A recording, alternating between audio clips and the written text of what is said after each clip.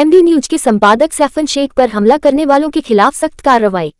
MB 24 news के संपादक siphon Shaikh पर गुरुवार दोपहर करीब 2 बजे सोलापुर शहर के सिविल अस्पताल में हमला किया गया। सैफन शेख अपने समाचार पोर्टल के माध्यम से एक श्रृंखला पंचनामा चलाकर सोलापुर नगर स्वास्थ्य अधिकारी डॉक्टर राखी माने और स्वास्थ्य प्रणाली के कुप्रबंधन को उजागर करने की कोशिश कर रहे थे। कई दिनों से उन्हें कई लोगों से धमकियां मिल रही थी कि आप अपनी खबरें बंद कर दीजिए। सैफन शेख पर गांव के श्रीकांत गायकवाड़ नाम के गुंडों ने सिविल अस्पताल में हमला कर दिया और उनके खिलाफ फर्जी रंगदारी का मामला दर्ज करने की भी कोशिश की जा रही है। अगर आम नागरिकों की आवाज उठाने वाले वास्तविक पत्रकारों पर इस तरह से हमला किया जा रहा है तो ये बहुत गंभीर है। सैफन शेख पर हमला करने वालों पर सख्त कार्रवाई होनी चाहिए। वहीं मानव अधिकार संरक्षण संगठन की ओर से सैफन शेख को न्याय दिलाने के लिए सोलापुर के कलेक्टर से गुहार लगाई गई।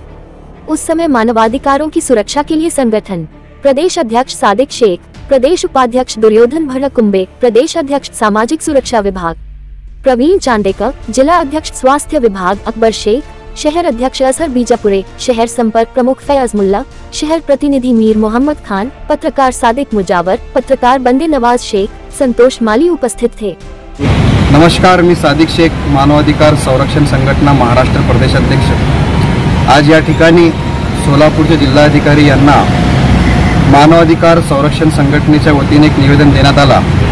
त्यामध्ये आमची प्रमुख मागणी अशी होती की सोलापूर शहरात एमडी न्यूजचे संपादक सैफन शेख यांच्यावर हल्ला करणाऱ्यांवर कडक कारवाई करा म्हणून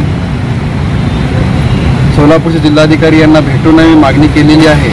कारण गेल्या गुरुवारी दुपारी 2 वाजण्याच्या सुमारास सिव्हिल हॉस्पिटलमध्ये सैफन शेख यांना बोलवून श्रीकांत गायकवाड़ यांनी सैफन शेख यांच्यावर हल्ला केला।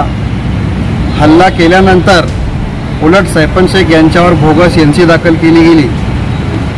सध्या अशी माहिती येत आहे की सैफन शेख यांच्यावर बोगस गुन्हा दाखल करण्याचा प्रशासनाकडून प्रयत्न होत आहे।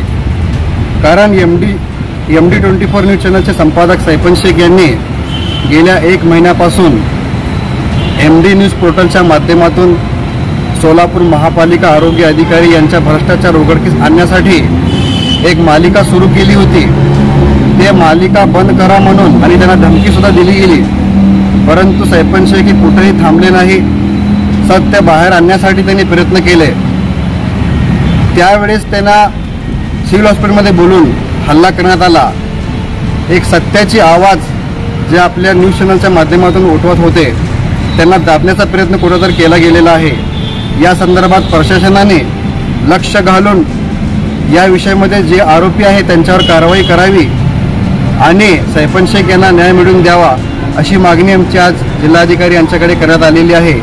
यापुढे देखील मानवाधिकार संरक्षण संघटनेच्या वतीने अनेक विषयावर आम्ही आंदोलन उपोषणाच्या माध्यमातून काम करणार आहे। एवढं सांगून मी आपले 2 शब्द संपवतो। जय हिंद, जय महाराष्ट्र।